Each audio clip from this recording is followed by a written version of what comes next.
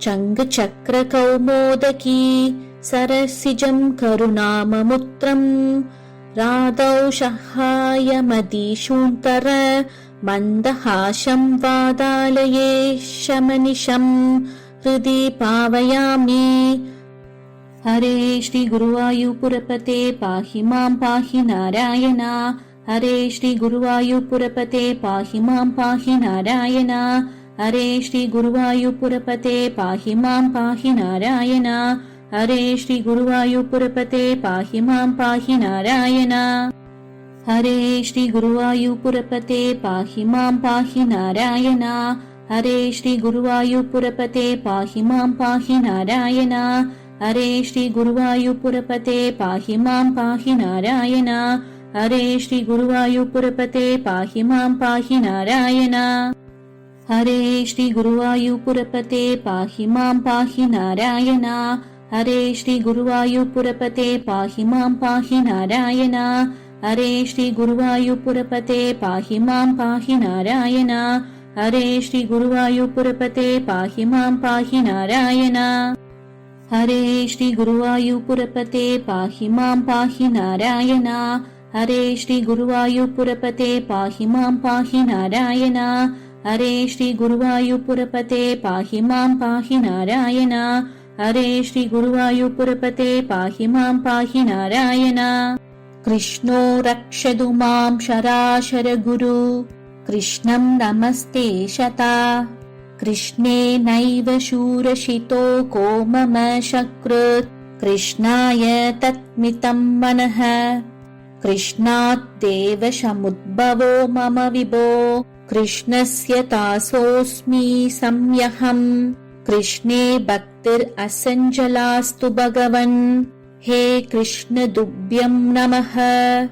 नम्राणां सन्निधत्ते शतदमपि पुरंसैरप्यप्रदानाभिः अत्यन्तं कामनेयशूरं विदरद् परमानन्दशान्त्रात्रकात्रं च।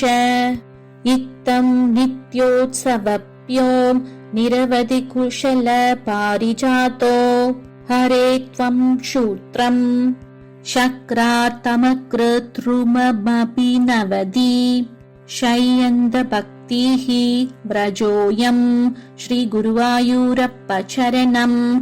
श्रीकृष्णाय परब्रह्मणे नमः।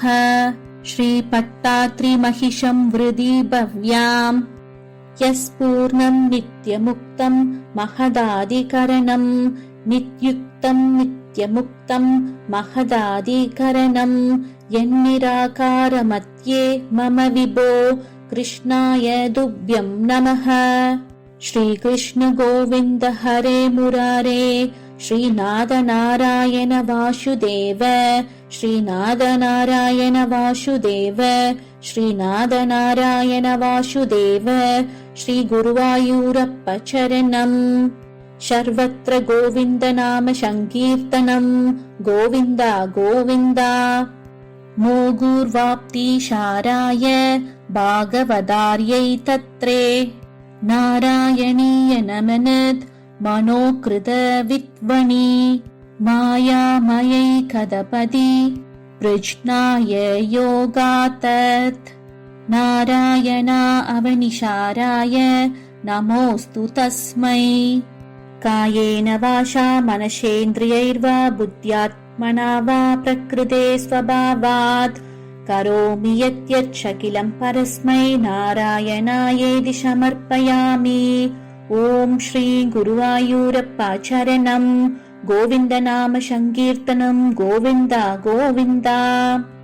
न भोग्यवस्तूनि न नागपृष्टं न सिद्धिरूपं परमं काम्ये प्रसन्नमन्दस्मितशून्दरं ते मुगाम्बुजं तत्सदं विन्दो मे।